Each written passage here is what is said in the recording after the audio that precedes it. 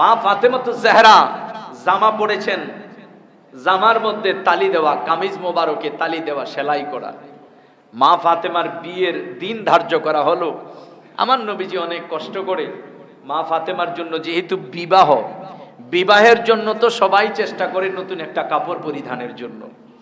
আল্লাহর পেয়ারা হাবিব মা ফাতেমার জন্য নতুন সুন্দর একটা পোশাক, একটা কামিজ কিনলেন। কামিজটা ওনাকে দিয়ে বললেন, মাগো মা, এই কামিজ আনলাম তোমার জন্য।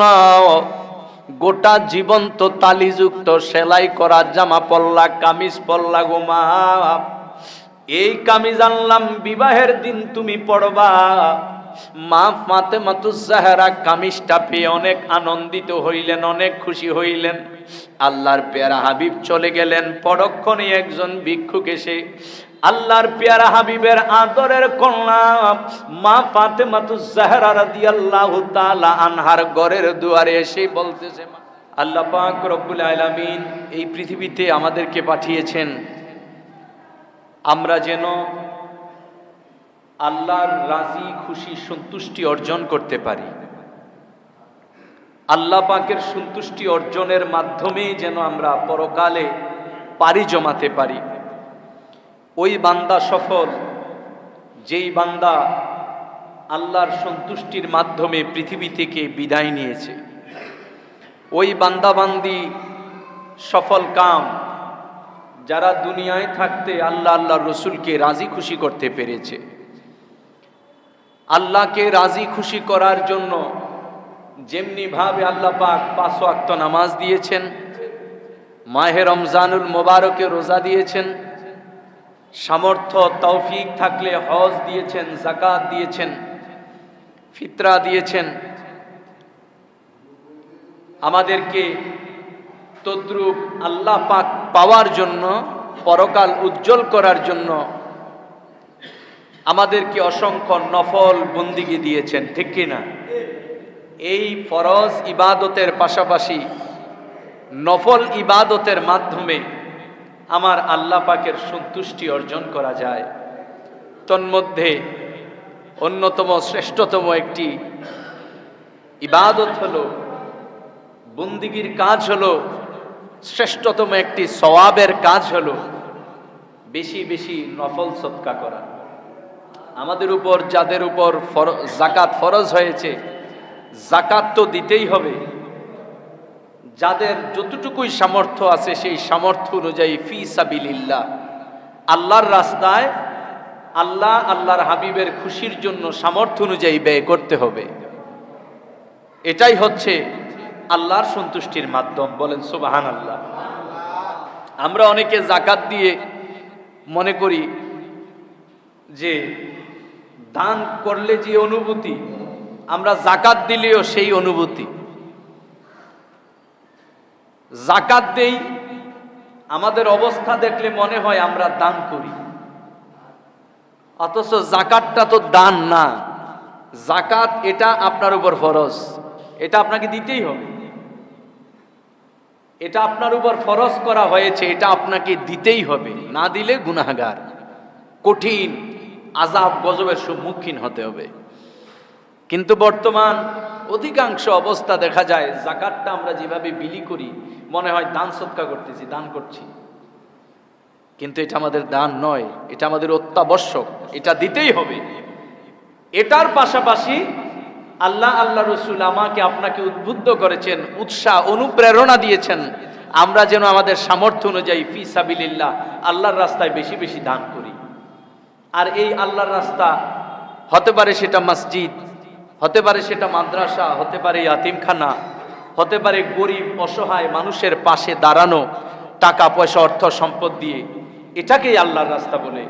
আর এই আল্লাহর রাস্তায় আপনি দান করলে কি সওয়াব, এটার উপমা দিতে গিয়ে আল্লাহ পাক রব্বুল আলামিন সূরা বাকারার 261 নম্বর আয়াতে সুন্দর একটি আয়াতে কারিমা নাজিল করে দিয়েছেন। বলেন সুবহানাল্লাহ। বিসমিল্লাহির রহমানির রহিম। মাসালুল লাযীনা ইউনফিকুনা আমওয়ালাহুম ফি সাবিলিল্লাহ কামাসালি হাব্বাতিন আম্বাতাত সাবআ সানাবিল ফি কুল্লি সুম্বুলাতিন মিয়াতু হাব্বা ওয়াল্লাহু ইউযাইফু লিমান ইয়াশা। আমার আল্লাহ পাক রব্বুল আলামিন বলেন, যারা আমার রাস্তায় ব্যয় করবে, আমার রাস্তায় দান সদকা করবে, তাদের উদাহরণ আমি আল্লাহ দিচ্ছি, তোমরা বান্দারা শোনো। আল্লাহ বলেন, রে বান্দা, তোমরা যারা আমি আল্লাহ পাকের রাস্তায় দান করবা, সদকা করবা, প্রত্যেকটা দানের বিনিময়ে, প্রত্যেকটা পয়সার বিনিময়ে আমি একটা উপমা দিচ্ছি তোমাদেরকে। আল্লাহ বলেন, বান্দা, দুনিয়ার মধ্যে ফসল ফলানোর জন্য একটা বীজ যেমনি ভাবে তোমরা রোপণ করো, একটা বীজ মাত্র একটা শস্য দানা থেকে যেমনি ভাবে একটা গাছ হয়, একটা গাছের মধ্যে অসংখ্য ডাল হয়, শাখা হয়, প্রশাখা হয়, ওই ডাল থেকে প্রত্যেকটা সরার মধ্যে শত শত বীজ হয়। আমার আল্লাহ বলেন, বান্দারে, একটা শস্য দানা থেকে, একটা বীজ থেকে যেমনি ভাবে অসংখ্য ডাল হয়, এই অসংখ্য ডাল থেকে যেমনি ভাবে প্রত্যেকটা ডালের মধ্যে অসংখ্য সরা হয়, ওই সরার মধ্যে প্রত্যেকটা সরার ভিতরে অনেকগুলা বীজ হয়। যেমন ধরেন একটা সরিষার বিচি, একটা সরিষার বীজ যখন আপনি জমিনের মধ্যে ফেলেন, এই সরিষার বীজ থেকে দেখবেন একটা সরিষা গাছ হয়, ওই গাছ থেকে অনেকগুলো ডাল হয়, অনেকগুলো শাখা প্রশাখা হয়। আবার প্রত্যেকটা ডালের মধ্যে বড় বড় দেখবেন সরিষার ছড়া হয়, প্রত্যেকটা ছড়ার ভিতরে অনেকগুলো সরিষার বিচি হয়। অথচ এই যে শত শত সরিষার বিচি হলো, সরিষা দানা হলো, তার মূলে মাত্র একটা সরিষার বীজ। একটা সরিষার বীজ থেকে যেমনি ভাবে শত শত সরিষা উৎপন্ন হয়।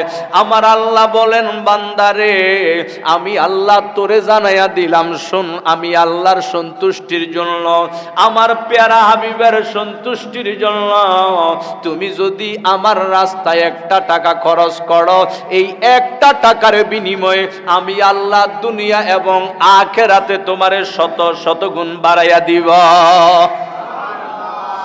আল্লাহ বলেন, শুধু তাই নয়, ওয়াল্লাহু ইউযাইফু লিমান ইয়াশা। আল্লাহ বলেন, বান্দারে, তোমার দান তোমার মন মানসিকতার উপর নির্ভর করে তোমার দানের সওয়াবটা কতটুকু পাইবা। বিভিন্ন ভাবে মানুষ দান করে, দেখবেন কেউ দান করে বাধ্য হয়ে, আবার কেউ দান করে মন থেকে, মন উজাড় করে আল্লাহ রসুলের সন্তুষ্টির জন্য, আবার কেউ দান করে দুনিয়ার ফায়দা হাসিল করার জন্য, কেউ দান করে দুনিয়া অর্জনের জন্য। এক এক মানুষের দেখবেন এক এক রকমের উদ্দেশ্য থাকে। আবার কেউ দান করে সুনাম অর্জনের জন্য, তারে দানবীর বলবে। এমনও দানবীর আছে, বিভিন্ন ব্যানারে পোস্টারে তার নামের আগে যদি দানবীর না লেখা হয় সে মনে কষ্ট পায়। এমন মানুষ আছে কি না? এমনও মানুষ আছে। আবার অনেকে আছে দান সদকা করে, তারে সে যদি দান করে তাইলে সে প্রধান অতিথি থাকবে, প্রধান মেহমান থাকবে, এই উদ্দেশ্যে। আবার কেউ দান করে তারে একটা পদ দিবে ওই সংগঠন কিংবা মসজিদ কিংবা মাদ্রাসায়, পদ লাভের আশায়ও দান করে। আবার এমনও বান্দা বান্দি রয়েছে যারা দুনিয়া অর্জনের জন্য দান করে না, সুনাম অর্জনের জন্য দান করে না, পদ পদবি লাভ করার জন্য দান করে না। তাদের দানের উদ্দেশ্য একমাত্র আমার আল্লাহ, আল্লাহর রসুল। আল্লাহ বলেন, বান্দা,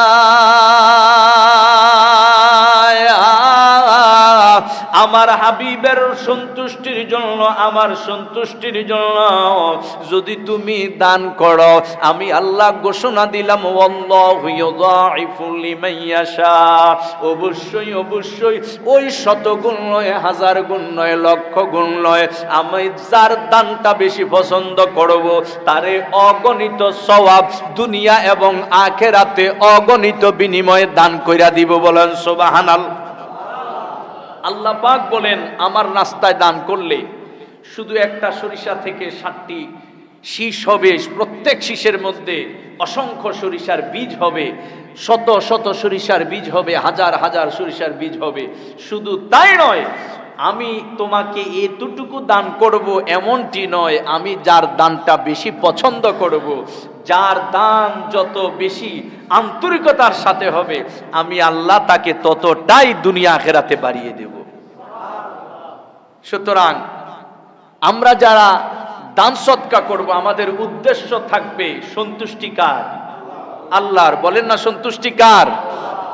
আপনি দুনিয়া অর্জনের জন্য যদি দান করেন, আরেক ভাই আল্লাহর সন্তুষ্টির জন্য ধরুন 1 লক্ষ টাকা দান করেছে, আপনি দুনিয়া কোনো স্বার্থ হাসিলের জন্য 1 লক্ষ টাকা দান করেছে, আপনার পকেট থেকেও 1 লক্ষ টাকা গেছে, আর আল্লাহর সন্তুষ্টির জন্য যে 1 লক্ষ দান করেছে তার পকেট থেকেও 1 লক্ষ টাকা গেছে, সমান।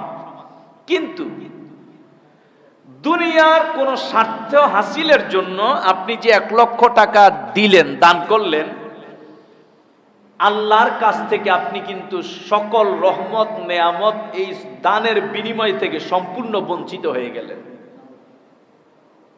আর যে ব্যক্তি আল্লাহর সন্তুষ্টির জন্য দান করেছে, যদিও আপনার পকেট থেকে 1 লক্ষ গিয়েছে কিন্তু বিনিময় শূন্য, আর ওনার পকেট থেকে 1 লক্ষ টাকা গিয়েছে বিনিময় দুনিয়া এবং আখিরাতে আল্লাহ 1000 গুণ বৃদ্ধি করে দিবে। অথচ টাকা তো দুইজনেরই গেছে। এই জন্য আমাদেরকে নিয়ত পরিশুদ্ধ করতে হবে। কারণ মুসলিম শরীফের হাদিস, নিয়াতুল মুমিনি খায়রুম মিন আমালি, মুমিনের নিয়ত তার আমলের চেয়ে উত্তম। আপনি যে কোনো ভালো কাজ করার আগে যখন নিয়ত করবেন, আল্লাহ এত দয়াবান, আপনি দুনিয়ার কল কারখানা মিল ফ্যাক্টরিতে যদি চাকরি করার ইচ্ছা করেন যে আমি অমুক কোম্পানিতে চাকরি করব, জয়েন করব, 1 মাসের বেতন কি আপনাকে দিয়ে দিবে? কাজ করবেন, এরপরে বেতন। যে কোনো কিছুই কাজ করবেন, কর্ম করবেন, তারপরে বেতন নেবেন। কিন্তু আল্লাহর বিধান দেখেন, আল্লাহ কেমন দয়াবান বান্দাদের প্রতি। আপনি ভালো কোনো কাজের নিয়ত করার সাথে সাথে ওই কাজটা করলে যেই সওয়াব, আল্লাহ আপনার আমলনামায় সেই সওয়াব লিখে দেয়। যার কারণে আমাদেরকে বেশি বেশি ভালো কাজের নিয়ত করতে হবে, ভালো কাজের নিয়ত করতে হবে এবং সেটার বাস্তবায়ন ঘটাতে হবে। আপনি দান করবেন, নিয়ত থাকবে আল্লাহ আল্লাহর রসুল। যে ব্যক্তি আল্লাহ আল্লাহ রসুলের সন্তুষ্টি তালাশ করে গোটা দুনিয়া আমার আল্লাহ তার পদতলে এনে ফেলে দেয়। আর যে ব্যক্তি দুনিয়া তালাশ করে, সে না সম্পূর্ণরূপে দুনিয়া পায়, না আল্লাহ আল্লাহর রসুল পায়, না সম্পূর্ণরূপে দুনিয়া অর্জন করতে পারে, না পরকাল উজ্জ্বল করতে পারে। কিন্তু যে ব্যক্তি পরকালের চিন্তায় তার দুনিয়ার জীবনকে অতিবাহিত করে আল্লাহ আল্লাহ রসুলের অর্জন সন্তুষ্টির জন্য যে ব্যক্তি দুনিয়ায় জীবন পরিচালিত করে, আমার আল্লাহ তাকে দুনিয়াও দান করেন, পরকালও দান করেন। বলেন সুবহানাল্লাহ। দানের এতটাই ফজিলত, আমার আল্লাহ বলেন, বান্দা আমার কি নিকটবর্তী হতে চাও? আমি তোমাকে একটি রাস্তা খুলে দিচ্ছি। আল্লাহ রসুল বলেন, আমি রসুলে পাক তোমাদেরকে জানিয়ে দিচ্ছি, আস-সাখিয়ু করিবুম মিনাল্লাহ ওয়া বাঈদুম মিনান নার। আল্লাহ পাক বলেন, আল্লাহ রসুল বলেন, যে ব্যক্তি দান করে বেশি বেশি, ওই ব্যক্তি আল্লাহ পাকের নিকটবর্তী। বলেন সুবহানাল্লাহ। ওয়া বাঈদুম মিনান নার, আর যে ব্যক্তি দান করবে আল্লাহর নিকটবর্তী হবে এবং জাহান্নাম থেকে আল্লাহ পাক তাকে দূরে রাখবে। দানকে এত বেশি পছন্দ করেন আল্লাহ আল্লাহ রসুল। দানের বিনিময়ে পরকালে পাওয়া যায়, শুধু তাই নয়, দান সৎকার বিনিময়ে আল্লাহ পাক আপনাকে দুনিয়ার বড় বড় বিপদ থেকে হেফাজত করে, দুনিয়ার বড় বড় ঝামেলা থেকে আল্লাহ আপনাকে হেফাজত করে। এ কারণে অসংখ্য আউলিয়া কেরামের জীবনীতে দেখা যায় যে ওনারা নিজের ধন দৌলত থেকে দান করেছেন, শুধু তাই নয়, ধন দৌলত নাই, ঋণ করেও দান সদকা করেছেন। বলেন সুবহানাল্লাহ। ঋণ করেও দান সদকা করেছেন। আল্লাহর পেয়ারা হাবিবের কলিজার টুকরা, জান্নাতের কোটি কোটি নারী জাতির সরদারিনী যিনি হযরত সাইয়্যিদা ফাতেমাতুজ জাহরা রাদিয়াল্লাহু তাআলা আনহা। আপনারা তো জানেন আহলে বায়াত নবীজির পরিবার অনেক কষ্টে জীবন যাপন করতেন। এমনও দিন যেত সারাদিন খাবার পেতেন না, সারা রাত খাবার পেতেন না, 2 দিন 3 দিন 5 দিন পর্যন্ত চলে যেত, খাবার ওনাদের জুটত না। এমন সময় ওনার আহলে বায়াতের অতিবাহিত হয়েছে। আমার নবীজির কলিজার টুকরা, বুকের ধন সাইয়্যিদনা ইমাম হাসান, সাইয়্যিদনা ইমাম হোসেন রাদিয়াল্লাহু তাআলা আনহুমা অনেক সময় ক্ষুধার যন্ত্রণায় মরুভূমির বালিতে চিৎকার করতে করতে গড়াগড়ি খেয়ে কাঁদতেন। অথচ আমার নবীজি বলেন, হাসান হোসাইন জান্নাতের কোটি কোটি যুবকদের সরদার। ইমাম হাসান হোসাইন যদি চাইতেন, আমার আল্লাহ জান্নাত থেকে 3 বেলা খাবার পাঠাইতেন। নবীজির আহলে বায়াত যদি চাইতো, আমার আল্লাহ জান্নাত থেকে 3 বেলা খাবার পাঠাইতেন। কিন্তু ওনারা দুনিয়া আরাম আয়েশ হিসেবে গ্রহণ করেন নাই, দুনিয়াটাকে জেলখানা হিসেবে গ্রহণ করেছেন। কারণ আমার নবীজি বলেন, আদ-দুনিয়া সিজনুল মুমিন, দুনিয়া হচ্ছে মুমিনদের জেলখানা। আমি আপনি দুনিয়ায় থাকতে চাই, বাঁচতে চাই, কেউ মরতে চাই না, সবাই চাই দুনিয়াতেই থাকবো। মৃত্যু হোক এটা আসলে আমরা কেউ চাই না, বাঁচতে চাই। এখন আপনাকে আমি প্রশ্ন করি, আপনাকে জেলখানায় দেওয়া হলো, আপনি কি জেলখানায় থাকতে চান? অবশ্যই না, কেউ জেলখানায় থাকতে চায় না। আমার নবীজি বলেন, এই পৃথিবীটা হলো মুমিনদের জন্য জেলখানা। পৃথিবীটা মুমিনদের জন্য জেলখানা। জেলখানায় যেমনি ভাবে কোনো মানুষ থাকতে চায় না, মুমিনরাও দুনিয়ায় থাকতে চায় না। মুমিনরা অপেক্ষায় থাকে কোন দিন আজরাইল আসবে আর মাওলার দিদার হবে। তো এজন্য আহলে বায়াত দুনিয়াটাকে জেলখানা মনে করেছেন। দুনিয়াতে এত ত্যাগ, এত কষ্ট স্বীকার করেছেন, উদ্দেশ্য মাত্র একটাই, আহলে বায়াতের এই ত্যাগ আর কষ্টের বিনিময়ে, পাক পাঞ্জাতুন আলাইহিমুস সালামের এই ত্যাগ আর কষ্টের বিনিময়ে নবীজির কোটি কোটি গুনাহগার উম্মত যেন হাসরের ময়দানে জান্নাত পেয়ে যায়। মা ফাতেমাতুজ জাহরা জামা পড়েছেন, জামার মধ্যে তালি দেওয়া, কামিজ মোবারকে তালি দেওয়া, সেলাই করা। মা ফাতেমার বিয়ের দিন ধার্য করা হলো। আমার নবীজি অনেক কষ্ট করে মা ফাতেমার জন্য, যেহেতু বিবাহের জন্য তো সবাই চেষ্টা করে নতুন একটা কাপড় পরিধানের জন্য। আল্লাহর পেয়ারা হাবিব মা ফাতেমার জন্য নতুন সুন্দর একটা পোশাক, একটা কামিজ কিনলেন। কামিজটা ওনাকে দিয়ে বললেন, মাগো মা, এই কামিজ আনলাম তোমার জন্য। গোটা জীবন তো তালিযুক্ত সেলাই করা জামা পরলা, কামিজ পরলা গো মা, এই কামিজ আনলাম বিবাহের দিন তুমি পরবা। মা ফাতেমাতুজ জাহরা কামিজটা পেয়ে অনেক আনন্দিত হইলেন, অনেক খুশি হইলেন। আল্লাহর পেয়ারা হাবিব চলে গেলেন। পরক্ষণে একজন ভিক্ষুক এসে আল্লাহর পেয়ারা হাবিবের আদরের কন্যা মা ফাতেমাতুজ জাহরা রাদিয়াল্লাহু তাআলা আনহার ঘরের দুয়ারে এসে বলতেছে, মাগো মা, আমার কামিজ নাই, মেহেরবান করে একটা কামিজ যদি দিতেন, আমি কামিজ পরতাম। মা ফাতেমাতুজ জাহরার একদিকে দেখতেছে খুব সুন্দর বিবাহের একটা জামা, আরেকদিকে দেখতেছে তালিযুক্ত একটা জামা যেটা তিনি ব্যবহার করেন। প্রথমে ভাবলেন তালিযুক্তটা তিনি আল্লাহর রাস্তায় দিবেন, পরে মনে পড়ে গেল আল্লাহ পাকের কোরআন শরীফের আয়াত। আমার আল্লাহ বলেন, لن تنالوا البر حتى تنفقوا مما تحبون।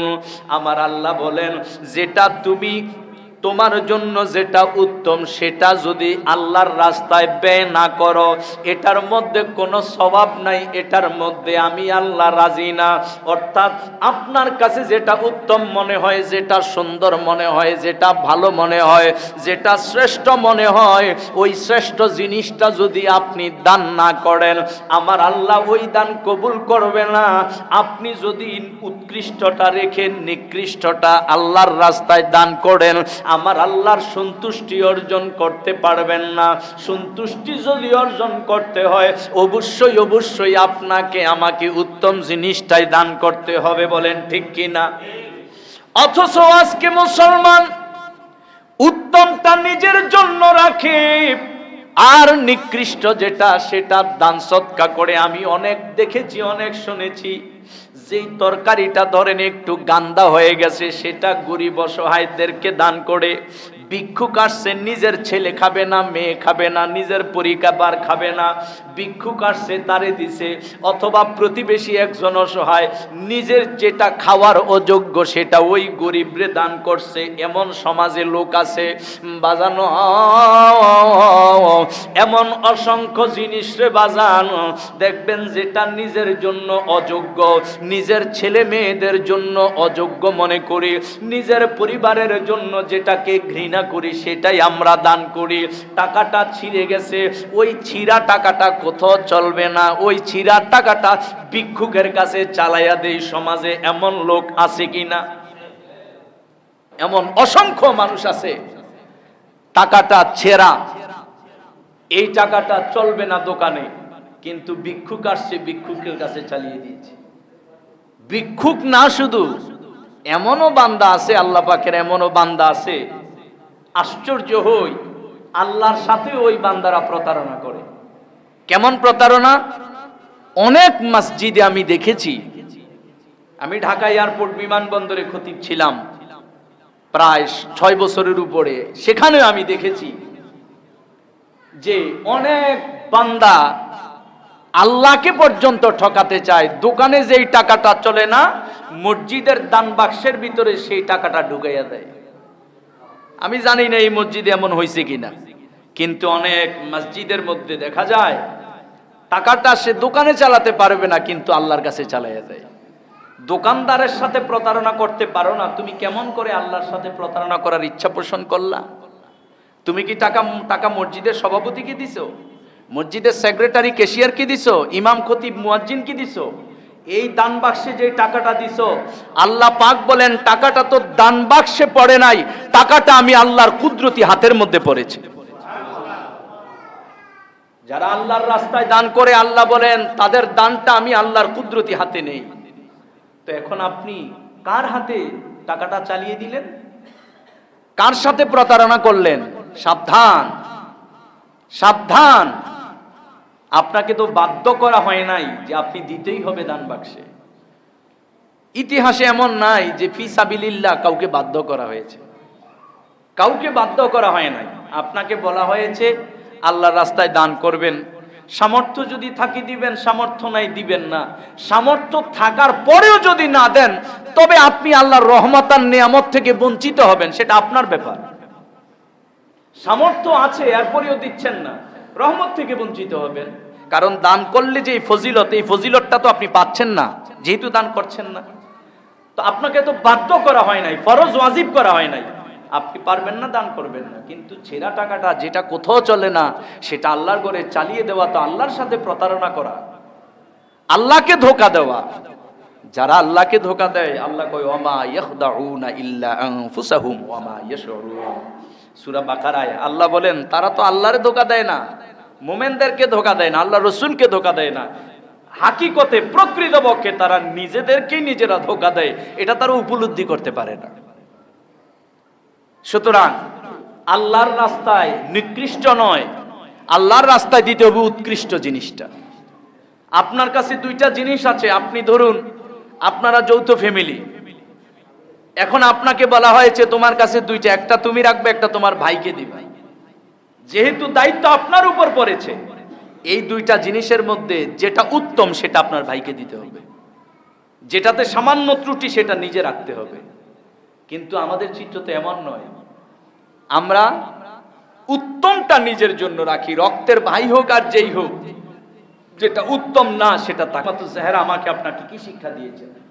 তিনি চিন্তা করলেন যে যেটা উত্তম নয় সেটা যদি দেই আল্লাহ হয়তো সন্তুষ্ট হবে না, অথচ উনি যদি ওই জামাটা দিতেন, এটা তো ওনার বিবাহের জামা, ওই জামাটা যদি দিতেন অবশ্যই ওনার সওয়াব হতো, উনি বঞ্চিত হতেন না, উনি বঞ্চিত হতেন না। আরেকদিকে ওনার দান করার সামর্থ্য নাই, কারণ যিনি এক বেলা 3 দিনে খেতে পায় না, তিনি যদি দান গোটা জীবনেও না করেন আল্লাহর কাছে জবাবদিহি করতে হবে না, ঠিক কিনা? ওনার কোনো অসুবিধা হবে না। কিন্তু দেখেন তিনি চিন্তা করলেন আমি যদি নতুন বিবাহের জামাটা রেখে দেই, তবে ওই পুরাতন জামাটা দিলে আল্লাহ যতটা খুশি হবে, পুরাতনটার চেয়ে বিবাহের জামাটা দিলে আল্লাহ বেশি খুশি হবে। তখন তিনি এই নতুন বিবাহের জামাটা তিনি ওই ভিক্ষুককে দিয়ে দিলেন। আল্লাহ এত খুশি হলেন, পৃথিবীর জমিনের দামি মার্কেটের জামা ভিক্ষুককে দেওয়ার কারণে আল্লাহ বলেন এটা তো আমাকে দেওয়া হয়। আল্লাহ বলেন জিব্রাইল রে যাও, ফাতেমাতুজ জাহরার বিয়ের নতুন জামা যেহেতু ভিক্ষুককে দান করে দিয়েছে, আই ফাতেমার বিয়ে আমি দুনিয়ার কোনো জামা ফাতেমাকে পরাইতে চাই না, জান্নাত থেকে শ্রেষ্ঠ একটা জামা নিয়ে ফাতেমার বিয়ের মধ্যে ফাতেমাতুজ জাহরাকে উপহার দিয়ে দাও আমি আল্লাহর পক্ষ থেকে। দিয়েছেন দুনিয়ার জামা, পেয়েছেন জান্নাতের জামা। দান করলে এভাবেই করতে হবে, দান করলে এভাবে করতে হবে। দানের এত ফজিলত। আমার নবী বলেন আস-সাখিউ হাবিবুল্লাহ ওয়ালাউ কানা ফাসিকান। একজন ব্যক্তি যদি ফাসেক হয়, কি হয়? ফাসেক। কি হয়? ফাসেক। ফাসেক মানে কি জানেন? প্রকাশ্যে পাপাচারী। যে ব্যক্তি প্রকাশ্যে কবিরা গুনাহে লিপ্ত হয় তাকে বলে ফাসেক। দেখেন ফাসেক কত নিকৃষ্ট একজন ব্যক্তি। আল্লাহ বলেন এই ফাসেকটা নিকৃষ্ট হলেও সে যেহেতু বেশি বেশি দান সদকা করে, দুনিয়া অর্জনের জন্য না, সে যেহেতু বেশি বেশি দান সদকা করে শুধু আমি আল্লাহর সন্তুষ্টির জন্য, তার বেশি বেশি দান সদকার কারণে এই ফাসেকটাকেও আমি আমার বন্ধু হিসেবে কবুল করে নেই। দান সদকার এত ফজিলত, কিন্তু আজ আমরা দান সদকা করতেই চাই না। আরে ভাই দান তো পরের কথা, দান পরের কথা। আপনি আপনার এই সমাজে ধরুন যাদের উপর যাকাত ফরজ, যাদের উপর যাকাত ফরজ করা হয়েছে, ওনারা যদি যাকাতটা সঠিকভাবে বন্টন করে, আমি চ্যালেঞ্জ করে বলতে পারি 8 থেকে 10 বছরের ভিতরে এই গোটা ওয়ার্ডের মধ্যে একজন গরিব থাকবে না, একজন গরিব থাকবে না। এই ওয়ার্ডের মধ্যে 10 বছর পরে যাকাত দেওয়ার মতো লোক পাবেন না। বাস্তব। অনেকে দেয়ই না, হ্যাঁ দেয়ই না, আবার অনেকে হিসাবও করে না ভয়ে, কোন আলেমের কাছে যায় না ভয়ে। কেন জানেন? ওনার তো কোটি টাকা, এখন আলেমের কাছে গেলে তো উনি হিসাবটা বার করে দিবে, আপনার 10 লাখ টাকা যাকাত আসছে, উনি তো হার্ট অ্যাটাক করবে। 10 লাখ, এই জন্য যায় না হুজুরের কাছে। তার চেয়ে ভালো আমি 20-30 হাজার 50 হাজার টাকার কিছু কিনে আমি কাপড় টাপড় এগুলো দিয়ে দিই, এটাই ভালো। তো এখন আপনি যে হিসাব করলেন না, যাকাতটা এত সহজ না, মন মতো দিয়ে দিবেন আর হয়ে যাবে, এটা হিসাব আছে। একদম কড়া গন্ডায় হিসাব করে করে একটা সুতাও যদি হয়, ধরুন সুতা, সুতা একটা সুতা, এটাও দিতেই হবে ফরজ। আর এটা যদি আপনি খেলেন জাহান্নামের আগুন খেলেন, এটা যদি আপনি খেলেন গরিবের হক আত্মসাৎ করে খাওয়া হয়। অথচ আমরা যাকাতের হিসাবও করি না, যাকাতের সঠিক বন্টনও করি না। ধরুন আমার উপর 1 লক্ষ টাকা যাকাত, আমি কি করি? আজ পর্যন্ত কি শুনেছেন সমাজে 1 লক্ষ টাকা কেউ একজন কি দিছে? দেয়নি। 1 লক্ষ টাকা আমি কি করি? 1000 ভাগ করি। এগুলো ওই বিশাল বড় লাইনে দাঁড় করাইয়া 100, 200 বা 500 করে দিয়ে দিই। এই 500 টাকা তো এই গরিব লোকটা আজকে রাত্রে বাজার করবে, শেষ হয়ে যাবে। কিন্তু আমার 1 লক্ষ টাকা যাকাত আসছে, আমি একটা লিস্ট করব আমার আশেপাশে, আমি কোটিপতি, আমি 10 জনের দায়িত্ব নেব, আরেকজন কোটিপতি সমাজের আর অন্য 10 জন, আরেকজন কোটিপতি অন্য 10 জন। আমি এবছর আমার 1 লক্ষ টাকা যাকাত আসছে, আমি একজনকে দিব। 1 লক্ষ টাকা দিয়ে তুই একটা ব্যবসা কর, একটা টং দোকান হইলেও দে, একটা চা দে, চা দোকান দে, 1 লক্ষ হোক 2 লক্ষ হোক, এক কথা আমার উপর যেই জাকাত আসে, এই জাকাতটা যখন একজন অসহায় ফকির মিসকিন গরিবকে দেব, এই টাকাটা দিয়ে সে একটা কিছু করে খেতে পারবে। আগামী বছর সে আর হাত পাততে হবে না, আগামী বছর হাত পাততে হবে না। আর ব্যবসাটা যদি সে গোছাতে পারে, 2-3 বছর সে নিজেই উল্টো জাকাত দিবে। ঠিক কিনা বলেন? উল্টো জাকাত দিবে। কিন্তু আমরা বড় লোকরা তো এটা করি না। আমাদের টাকাগুলো এমন ভাবে দেই সে একবেলা বাজার করতে পারে, এর চেয়ে বেশি না। 100 জনকে তো দেই, এভাবে নয়। আমরা এমন ভাবে জাকাত দেব একজন মানুষ যেন স্বাবলম্বী হয়ে যায়। তো আর 10 বছর এই রুটিনে আপনি কাজ করেন, সমাজে তো আপনি গরিব খুঁজেই পাবেন না। তো জাকাতই দেই না, আর আমরা এই আল্লাহর রাস্তায় ফি সাবিলিল্লাহ দান সদকা, এটা তো অনেকেই করতেই চাই না। কিন্তু এমনও বান্দা রয়েছে যারা অসংখ্য অসংখ্য দান করে, আল্লাহ রসুলের সন্তুষ্টির জন্য সদকা করে। আর এই সদকা এমন এক জিনিস, সদকার বিনিময়ে আপনার রিজিক বৃদ্ধি পায়, সদকার বিনিময়ে আপনার হায়াত বৃদ্ধি পায়। কারণ সদকা এমন এক জিনিস, বালা মুসিবত পর্যন্ত এই সদকার মাধ্যমে দূরীভূত হয়ে যায়। বলেন সুবহানাল্লাহ। এ কারণে প্রিয় ভাইয়েরা, আমি গত জুমায় বলেছিলাম যে অন্তত পক্ষে 5টা টাকা হলেও আপনি মসজিদের মধ্যে নিয়ে আসবেন প্রতি শুক্রবার। 5 টাকা হলেও নিয়ে আসবেন। এই 5 টাকা এক সপ্তাহে কিচ্ছু না, কোনো ব্যাপারই না। 5 টাকা কারোর জন্যই ব্যাপার না। আপনি এক সপ্তাহে, আপনি মনে রাখেন যে এই গত 1 সপ্তাহে আমি যে টাকা ব্যয় করেছি, যতই গরিব হোক, আপনি কোন পথে ব্যয় করেছেন? আপনি দেখবেন যে অযথা কয়েকশো টাকা শেষ, অযথা অযথা কয়েকশো টাকা শেষ হয়ে গেছে। তো কয়েক শত টাকা যদি অযথা খরচ করতে পারেন, আপনি কি আল্লাহ আল্লাহ রসুলের সন্তুষ্টির জন্য, আপনার অন্ধকার কবরে নূরের বাতি জ্বলার জন্য, হাসরের ময়দানের অন্ধকার থেকে মুক্তি পাওয়ার জন্য, হাসরের ময়দানে 50,000 বছরের রাস্তা যেখানে অবস্থান করতে হবে, সেখানে বিজলির মতো ফুলসেরাতের ফুল 30,000 বছরের রাস্তা বিজলি নেয় পার হওয়ার জন্য আপনি কি পারেন না ভাই সপ্তাহে 5টা টাকা পকেটে করে মসজিদে নিয়ে আসতে? এটা কোনো ব্যাপার না। আমাদের শুধু মন মানসিকতার প্রয়োজন। ঠিক কিনা বলেন? আমরা ইচ্ছে করলেই সম্ভব। এজন্য আমি বলেছি ভাইয়েরা, ইনশাল্লাহ আমরা চেষ্টা করব যে 5 টাকা কমপক্ষে দেব, কমপক্ষে। এছাড়া যার যতটুকু সামর্থ্য আছে, আল্লাহ পাক আমাদের সকলকে আল্লাহর রাস্তায় বেশি বেশি দান করার জন্য সেই মন মানসিকতা দান করুক, এবং আমাদের প্রতিটা দানকে যেন আল্লাহ কবুল করে। বলেন আমিন।